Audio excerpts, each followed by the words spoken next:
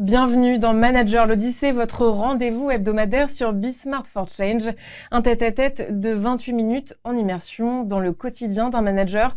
Devenir un bon manager ne s'improvise pas. Aujourd'hui, je reçois Benoît Devaux, cofondateur et directeur général du groupe Hopscotch, troisième groupe français de conseil en communication, présent dans 40 pays avec 1000 collaborateurs. Au-delà d'être à la tête d'un acteur majeur du secteur, mon invité est avant tout un manager qui doit conjuguer vision stratégique, gestion d'équipe plurielle et maintien d'une culture d'entreprise forte. Comment réussit-il à piloter ce collectif tout en restant fidèle à ses valeurs et à son engagement? Benoît Devaux nous raconte. Be Smart. Bonjour Benoît. Bonjour Alix. Bienvenue. Merci d'avoir répondu présent. Benoît, l'histoire d'Hopscotch, c'est aussi celle d'une croissance impressionnante. Quand vous avez cofondé Hopscotch, vous étiez 4 à Saint-Ouen. Aujourd'hui, vous êtes 1000 dans 40 pays. Comment faites-vous pour garder une vision cohérente malgré ce niveau de croissance? Alors, on a mis du temps. On a mis du temps. Et notre vision, elle s'est clarifiée, elle s'est précisée en 93, quand on a associé notre agence d'événements, qu'on avait fondée à l'école avec Frédéric Bedin et 2 autres associés, dont mon frère. Et on a fusionné notre agence avec Prom 2000, qui était l'agence de Lionel Chouchan, une agence de relations publiques. Et on a eu l'idée de marier donc les métiers de l'événementiel et des relations publiques avec l'idée que l'événementiel permettait de créer des contenus pour se retrouver dans la presse à l'époque, sur Internet aujourd'hui, et que les RP pouvaient fédérer, faire vendre et permettre d'engager les publics derrière les projets d'entreprise. Et justement, vous êtes amené à fédérer des expertises différentes, vous le dites, RP, influence, événementiel, digital. Comment est-ce qu'on fait converger tous ces métiers ? C'est tout le sujet et un peu tout le sujet de cette émission. Et effectivement, depuis le début, on a créé des équipes qu'on a rassemblées au fur et à mesure des projets qu'on signait. Et ces équipes, on les a choisies avec l'idée dès le départ d'une certaine diversité de formation, de culture, diversité des personnes qui venaient d'horizons différents pour pouvoir bénéficier de réseaux, bénéficier de visions qui étaient intéressantes pour nous, pour créer une équipe capable de gérer tous les projets qu'on imaginait. Et vous parlez d'un groupe relationnel. Qu'est-ce que ça signifie exactement ? Alors, notre groupe est effectivement... les sociétés, on dit souvent, on entend, c'est le dernier endroit où on fait société. C'est un lieu, justement, un nœud relationnel entre les équipes elles-mêmes, où on mélange les équipes d'événementiel, d'RP et du digital pour créer des modèles et des solutions de communication innovantes. Et c'est aussi un nœud relationnel avec tous nos partenaires, les journalistes, quand on fait des relations presse, les influenceurs, les fournisseurs, les lieux, les leaders d'opinion, les gouvernements. Donc nous sommes un nœud relationnel dont les clients bénéficient pour pouvoir eux-mêmes travailler leur capital relationnel. Vous êtes l'un des premiers à avoir engagé une stratégie RSE dans le secteur dès 2003. Pourquoi si tôt ? C'est à cause de Jacques Chirac. On organisait un sommet mondial de l'eau à Fontainebleau et j'étais au fond de la salle et j'ai écouté le discours de Jacques Chirac et tout ce qu'il a raconté en 98, c'est exactement ce qui nous arrive aujourd'hui, avec l'IA et les data et Internet en moins, puisque ça n'existait pas encore. Et donc, très vite, je me suis dit que il y avait quand même un sujet pour nos métiers de l'événementiel, où il y a des avions, des transports, du matériel. Et assez vite, je me suis dit qu'il fallait qu'on fasse quelque chose, et pas tout seul. Donc, je suis allé voir mes amis du syndicat des agences événements, avec qui on était quasiment les précurseurs de notre métier, donc membres de ce syndicat. Et on a monté un collectif qui, derrière, a monté les chartes, a monté des formations. Rien n'existait, jusqu'à monter une norme Oui. une norme ISO qui encadre nos métiers. Et comment est-ce que vous avez embarqué vos équipes? Est-ce qu'il y a eu des résistances en interne? Ça a commencé en 2003, donc on a mis le temps, mais petit à petit, il y a une collaboratrice très importante pour embarquer tout le monde qui est arrivée dans le groupe, qui est Isabelle Yoni, qui s'occupe de toute la performance globale du groupe. Et ça a été une des personnes très importantes pour embarquer tout le monde, ainsi qu'un certain nombre de personnes engagées qui, à l'époque, par exemple, râlaient quand il y avait des impressions, quand on faisait encore des photocopies pour présenter les projets, et qui allaient râler sur un collaborateur qui avait imprimé en 50 exemplaires une copie pour les mettre à la poubelle parce qu'il y avait 3 fautes d'orthographe, ou un collaborateur qui jetait des déchets dans la mauvaise poubelle. Et donc, c'est ces citoyens collaborateurs engagés qui ont permis d'accélérer cette prise en compte des sujets RSE dans l'agence. Et donc, si vous avez été précurseur sur ces sujets-là, ça veut dire qu'aujourd'hui, vous êtes exemplaire. Alors, exemplaire, c'est difficile. En tout cas, l'équipe, on est effectivement très pointu.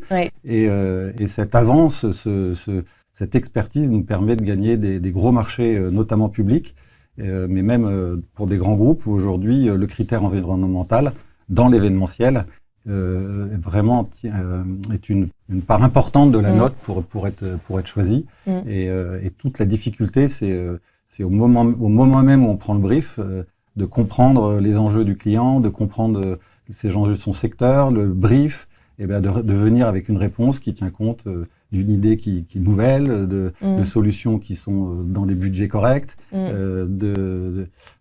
créatifs, qui va répondre au brief et en même temps qui impacte le moins possible l'environnement. Vous avez misé sur la co-construction lors de grandes transformations du groupe. Est-ce que vous pouvez nous donner un exemple concret? Parce qu'ici, on est concret. Alors, je vais vous donner un exemple concret. En fait, on était 4, vous l'avez dit au début, donc on a toujours eu cette idée de réfléchir en groupe au sujet, aux questions qui nous posaient. Et donc, quand ces solutions de co-construction sont devenues un peu plus organisées, un peu plus pratiques à utiliser, on a clairement utilisé ces méthodes pour concevoir les bureaux dans lesquels nous sommes aujourd'hui à la Bourse.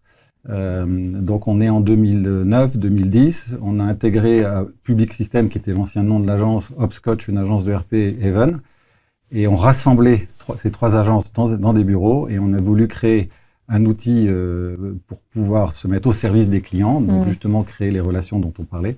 Et on a choisi de se mettre en flex office. C'était un des premiers. On était une des premières organisations entreprises à se mettre. À l'époque, vous vous inspiriez d'un modèle. Vous aviez vu ça ailleurs. On a regardé les 8 ou 9 boîtes à Paris qui étaient déjà organisées en mode flex office. On a tout mélangé pour créer notre modèle. Et donc il n'y a pas de bureau fermé. Il y a des quartiers et tout le système est fait pour que les équipes se croisent, travaillent ensemble et justement mélangent les talents pour les mettre au service. Et donc avec des résultats escomptés. En aucun cas, ça a pu être un échec ou ça a pu ne pas fonctionner. Alors je n'ai pas parlé de la co-construction, mais ça a été long de préparer les collaborateurs. Et dans les bureaux de Boulogne, de Levallois où on était avant, on avait cassé les cloisons comme on était avant, chacun dans notre petit bureau. On avait cassé les cloisons d'un étage, mis des grandes tables au milieu, et nous-mêmes, on s'était mis sur ces tables pour montrer qu'on pouvait travailler en dehors d'un espace fermé avec la photo de son chien et de sa copine. Et ça a fonctionné. Et donc, ça a fonctionné. Et on avait créé un petit espace avec des Legos où les équipes pouvaient créer, adapter les fonctionnements, comment les salles de réunion, combien de salles de réunion, quelle est la taille du casier personnel, le nombre d'étagères, tout, pour rentrer vraiment dans les détails. Ce qui fait que le projet a été co-construit par l'ensemble des équipes. Et quand on est tous arrivés à Paris, il y a eu quelques petits couacs au début, mais ça fonctionne très bien. Pour la petite histoire, on a fait revenir un architecte 8 ans après, je sais plus, en lui disant, voilà, ta carte blanche pour repenser les bureaux, et on n'a rien changé. Donc le modèle est parfait. Est-ce que vous refusez des contrats pour des raisons éthiques ?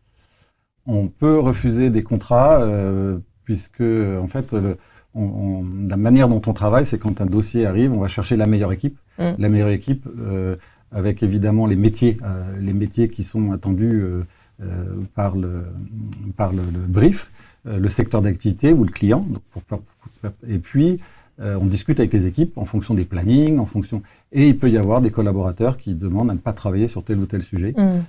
C'est assez rare et c'est tout à fait compréhensible quand ça arrive. Comment on évite le greenwashing quand on est une agence ? Alors nous, on est plutôt, on est sur des sujets de communication où il y a beaucoup de relations, relations avec la presse, relations avec les collaborateurs, on est en direct. Donc, on n'a pas le filtre du média qui permet de projeter un message et puis de pas avoir justement de conversations qui permettent éventuellement de débloquer une incompréhension sur le message de l'entreprise. Donc, par nature, nos métiers nous permet d'éviter de tomber dans le greenwashing, mais ça nous arrive de conseiller les clients de ne pas communiquer, formuler un message de la manière dont ils nous proposent, de ne pas mettre trop l'accent sur tel ou tel sujet, avec le principe de se dire que ce serait trop... ça pourrait être qualifié de greenwashing, puisque pas assez stratégique par rapport aux grands enjeux de transformation de la planète. Vous êtes dans un secteur créatif avec beaucoup de talent. Comment est-ce qu'on manage des personnes très différentes, voire très indépendantes ? Ça, c'est depuis l'origine, en fait. On a appris ça. Donc, c'est effectivement... Qu'est-ce que vous avez appris à mesure C'est effectivement... Je me souviens toujours d'un chiffre, c'est que quand on était à Neuilly, on était 100 CDI. Et on faisait 1200 feuilles de paye. Bon, à l'époque, il n'y avait pas de statut de travailleur indépendant, donc tout le monde était en CDD, si on ne les faisait pas travailler à l'année. Et dedans, il pouvait y avoir Gérard Rolls, un présentateur télé, un artiste de cirque, un pilote automobile. Donc, de tout temps, on a appris à gérer des gens très différents. Évidemment, on ne gère pas de la même manière un artiste, un sportif, un musicien. Donc, ça fait partie de notre savoir-faire. De créer les conditions où chaque personne... Donc c'est du cas par cas ? C'est du cas par cas. Chaque personne... alors déjà, avec les collaborateurs, c'est beaucoup de cas par cas. On est à la fois un collectif, donc on va gérer les choses et la culture d'entreprise de façon collective. Après, chaque collaborateur a sa singularité et donc il faut que le manager discute avec lui, l'écoute et définisse avec lui son parcours, les sujets sur lesquels il va travailler, les formations qu'il va prendre pour qu'il s'intègre bien dans le collectif et qu'en même temps, lui, construise son parcours personnel. Est-ce que vous diriez néanmoins qu'il y a un modèle managérial hopscotch ? Je ne sais pas. Ou est-ce que chaque manager compose à sa manière ? Il y a un modèle, certainement, il y a un modèle. Déjà, le premier sujet, c'est le sujet diversité, j'en ai parlé. Ça fait partie dans notre modèle d'accueillir le maximum de gens différents. Le deuxième... Et comment vous faites ? Comment vous y prenez concrètement ? Non, mais parce qu'il y a un monde entre le dire et afficher une démarche et l'appliquer. Il y a l'état d'esprit. Je me rappelle que le 4e ou 5e collaborateur, avec Frédéric, on ne l'a pas embauché parce qu'on trouvait qu'il était exactement pareil qu'un collaborateur qu'on avait déjà. Ils avaient fait à peu près la même école, ils allaient en vacances à peu près au même endroit. On se dit, ils vont devenir copains, ils sont trop pareils, on va prendre une personne différente, qui a des réseaux différents et tout ça. Ça, c'est l'histoire. Et aujourd'hui, c'est un état d'esprit partagé par la plupart des patrons de l'agence. Et puis, pour les personnes qui sont écartées de l'emploi par leur handicap ou par d'autres situations, là, on a une politique qui a été mise en place par Marine Bourgard, notre DRH, qui est très ambitieuse, avec des partenariats avec des associations, avec des corners qui sont présentés en interne pour présenter des collaborateurs, avec des stagiaires handicapés qu'on peut accueillir. Voilà, donc il y a une organisation plus structurée aujourd'hui. Sur votre cheminement à vous, est-ce qu'il vous arrive encore de douter ? Il faut douter. Moi, je pense qu'il faut douter tout le temps. Et quand on est trop sûr de soi, c'est là où il peut arriver des catastrophes.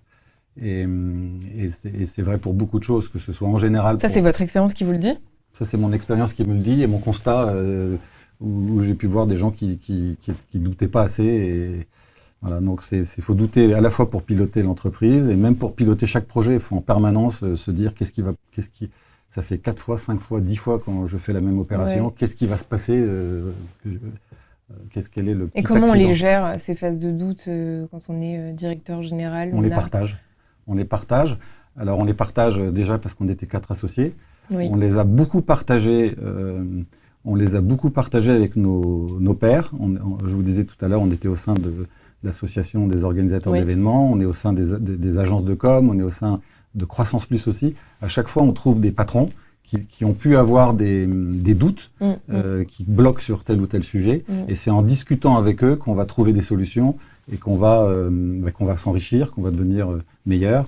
Et puis, nous, on conseille à toutes nos équipes de jamais travailler seul, de toujours travailler en collectif, de toujours même vérifier une lettre qui part à un client, il faut toujours la faire relire. Évidemment, les devis, les projets. Personne ne peut travailler tout seul dans son coin en étant sérieux, et c'est le collectif qui permet... Oui, encore moins dans votre secteur. Et encore moins dans notre secteur. Et c'est le collectif qui permet et l'esprit de co-construction d'effacer les doutes et de faire ce que toute notre vie on a fait des choses qui n'avaient jamais été faites. C'est le principe de notre métier, sinon c'est pas événementiel, sinon ça n'intéresse pas des influenceurs ou des journalistes si on vient les voir avec la même histoire. Donc c'est le sujet de toujours faire des choses qui n'ont jamais été faites. Et après tout ce temps, qu'est-ce qui reste difficile de votre fonction de directeur général en termes de management? Est-ce que vous éprouvez encore des difficultés ou est-ce que maintenant tout est mécanique? Rien n'est mécanique, mais je ne sais pas si j'ai des difficultés, mais je regrette de ne pas pouvoir accompagner en proximité des collaborateurs comme j'ai pu le faire par le passé. Moins sur le terrain. Voilà, et c'est vrai que... Comment vous le compensez, ça? D'abord, j'accompagne quelques patrons d'agence, donc je suis toujours en contact avec... donc il y a un peu ce côté transmission, accompagnement, mais l'accompagnement des collaborateurs, même jeunes, c'est toujours intéressant parce que dans nos métiers, on a plein de talents différents qui peuvent être très littéraires, artistiques, organisationnels, logistiques. Et plusieurs fois, j'ai vu des collaborateurs qui étaient dans l'événementiel ou dans l'ERP ou dans la communication social média parce que c'est des sujets qui les intéressaient, mais qui n'étaient pas forcément au bon endroit. Et d'arriver à convaincre un collaborateur de changer un peu le parcours qu'il imaginait, et quand il revient vous voir 2 ans, 3 ans après et qu'il vous remercie, ça c'est vraiment gratifiant. Satisfaisant. Est-ce que vous avez eu un mentor ou avez toujours un mentor? Justement, cette personne qui pourrait vous aiguiller quand vous doutez. Pas vraiment eu de mentor. Alors, Lionel Chouchan, quand on s'est associé avec lui, il a 30 ans de plus que nous, donc c'était une forme de mentor. En tout cas, nous, on venait de l'événementiel, lui DRP, donc il nous a appris les métiers des relations publiques. Ça, c'était une forme de mentor. Mais on n'a pas eu de patron type ou de personne qu'on a suivi. Encore une fois, comme on était 4, on s'est... il y avait quelque chose de rassurant aussi. Comment est-ce que vous gérez votre propre charge mentale? Je débranche tout ce qui concerne le bureau quand je le quitte. C'est pas toujours ce que dit ma femme, mais j'essaye quand même de bien cloisonner. Ça, c'est possible. De bien cloisonner tout ce qui est... En tout cas, il y a quelque chose que je fais, ça c'est sûr. Je ne raconte pas à ma femme tout ce que j'ai fait dans la journée ou à mes copains. Il y a vraiment l'espace bureau et l'espace familial et copains. Et j'essaye de bien cloisonner pour essayer de gérer cette difficulté actuelle aujourd'hui de la gestion entre le temps perso et le temps professionnel, qui est compliqué. Alors à côté de ça, moi j'adore ce que je fais, j'adore mon métier et donc c'est difficile de pas être un peu impliqué, quoi. Et en termes de management, toujours, est-ce qu'il y a une erreur que vous avez pu commettre et qui vous a particulièrement marqué, qui résonne encore aujourd'hui? Les erreurs, j'oublie. On les a en mémoire parce que inconsciemment on essaye de pas les reproduire. Oui, il y a des erreurs. Ou un retour marquant d'un collaborateur, peut-être. J'ai une erreur. C'est pour monter une équipe, donc la manager, il faut prendre le temps. C'est une personne, une deuxième personne, une troisième personne. Chaque personne se coopte, même s'il y en a une quatrième qui est bien, elle n'est pas acceptée par le collectif, elle s'en va. Et c'est comme ça que les équipes fortes se constituent. Et l'erreur qu'on a déjà fait et que j'ai déjà faite, c'est d'embaucher le meilleur d'un sujet.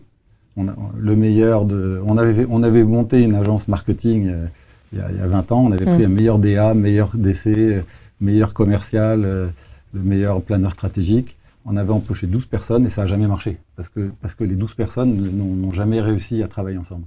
Et vous prenez C'est-à-dire quoi? C'est-à-dire que vous êtes allé trop vite dans le recrutement? Voilà, il faut le faire petit à petit et ça ne sert à rien de prendre... Avec l'aval des autres collaborateurs concernés? Voilà, il faut que les gens se cooptent entre eux, s'acceptent.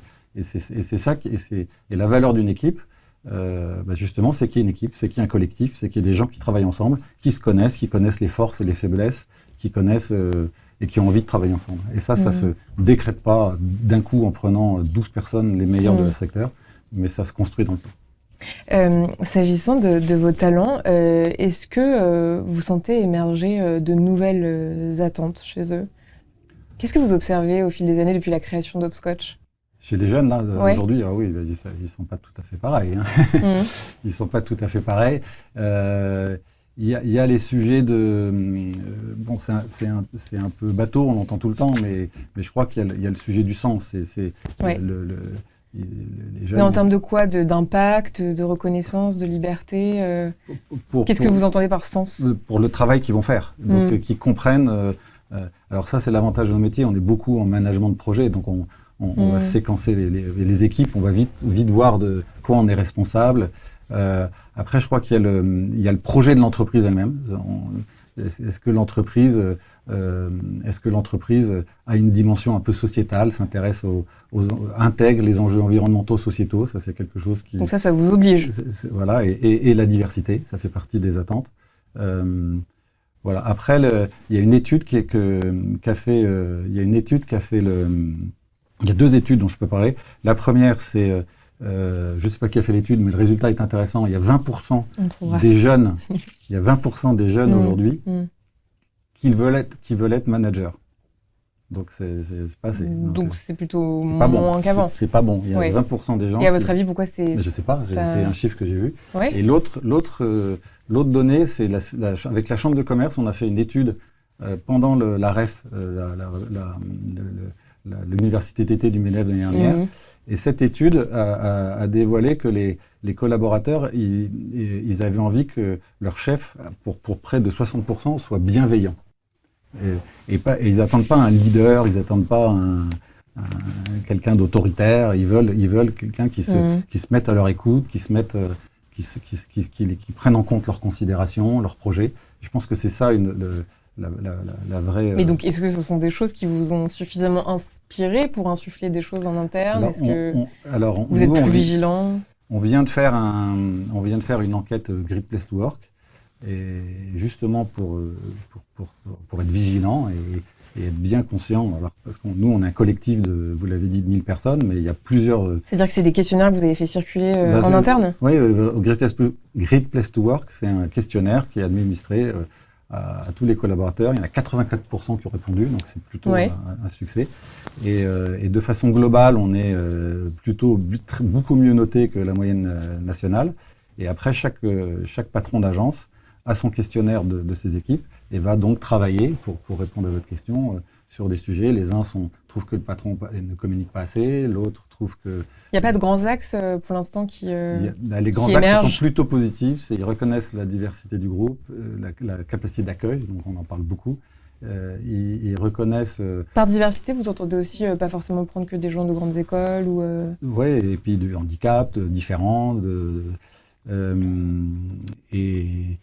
et puis, j'ai perdu mon fil là. Oui, non, c'était ce qui émergeait parmi les feedbacks de vos salariés. Quelle est la place de, comment le formuler, l'apprentissage continu chez vos salariés? Est-ce qu'il y a une possibilité d'évoluer, de passer d'un poste à un autre? Est-ce que vous les sondez sur leurs attentes, leur volonté d'être formés peut-être? Alors, il y a effectivement un grand programme de formation qui est en place pour justement accompagner nos collaborateurs dans leur parcours personnel. Et donc, il y a à la fois des formations très pratiques sur le métier, la sécurité pour les métiers de l'événementiel, comment on intègre les enjeux environnementaux dans les sites internet ou les campagnes digitales. Tout ça, c'est des modules qu'on fait nous-mêmes. parce que souvent ils n'existent pas. Et il y a tout un parcours, là on passe avec un partenaire sur le management, pour les managers intermédiaires, pour leur donner justement les clés pour arriver à intégrer les particularités des jeunes qui arrivent. Et on avait même créé, en 2010, au moment de la fusion de toutes les agences, comme il y avait des méconnaissances des métiers des RP pour les uns, de l'événementiel pour les autres, on avait créé un grand programme sur 2 ans où près de 300 personnes sont passées pour former à tous les métiers du groupe. Et c'était avec l'idée d'accélérer. Ça s'applique encore ? On avait fait ça à l'époque parce qu'on avait trouvé un partenaire qui s'appelait Abilways. Ouais. On avait même fait certifier ce Master 1 de relations publiques et digital, je sais plus comment. Donc chaque partie prenante s'est essayée à un autre métier. Voilà, tout le monde passait dans un même parcours. Ouais. Alors ceux qui étaient dans l'événementiel, et quand c'était le parcours événementiel, c'était plus facile et pareil pour les autres. Et tout le monde a eu ce parcours. Et malheureusement, ça s'est pas prolongé parce que le partenaire n'a pas trouvé le modèle financier pour Malgré tout, ça a été concluant. Prêts. Qu'est-ce que vous en avez tiré Je pense que ça a fait partie, avec ces nouveaux bureaux, cette nouvelle organisation, notre nouvelle feuille de route stratégique et ce programme de formation, ça a permis de passer une étape sur cette capacité à faire travailler les gens ensemble, donner envie aux collaborateurs de travailler avec des collaborateurs d'autres métiers, de se mettre à la place de l'autre de se mettre à la place des autres, voire de postuler pour prendre une place dans une dans Vous pensez que ce serait serait un bon outil en termes de gestion de crise, peut-être, de compréhension des enjeux de chaque partie prenante? C'est clair, parce qu'aujourd'hui, on voit bien que pour répondre, pour gérer une com de crise, on peut avoir besoin d'affaires publiques, de relations presse, de communication digitale, de réseaux sociaux, de community manager, de veille, et pourquoi pas de créer un événement. Et donc, pour ce type de campagne, on peut mélanger tous les métiers. Et donc, c'est clair que c'est important que chaque collaborateur ait un peu connaisse les métiers des autres. Et puis, on a travaillé sur des méthodes communes. Dernière question, Benoît. Si vous deviez donner un conseil à quelqu'un qui prend aujourd'hui un poste de direction, quel serait-il ? Un conseil, je dirais que c'est écouter. C'est écouter ses collaborateurs, écouter ses clients, écouter pour ne pas prendre des décisions, partager avec d'autres, écouter ses concurrents même, pour prendre des décisions en ayant une vision assez large et dépasser des convictions personnelles qui parfois vous conduisent à aller trop vite au mauvais endroit. On revient au doute. Merci beaucoup, Benoît. Merci, Alix. Benoît Deveau, directeur général du groupe Hopscotch. Quant à moi, je vous dis à la semaine prochaine pour un nouvel épisode.